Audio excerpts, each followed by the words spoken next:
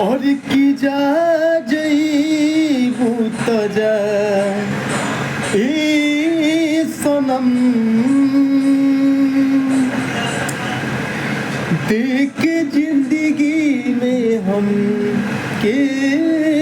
जखम कि जनी सोचा हमारा बारे में कहर खातिर तो माइल न रहे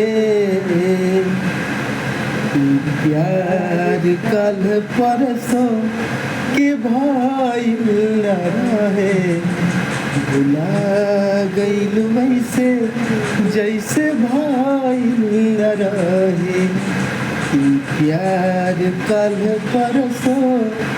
के कायल न रहे भुला गईल वैसे जैसे भाई न रहे।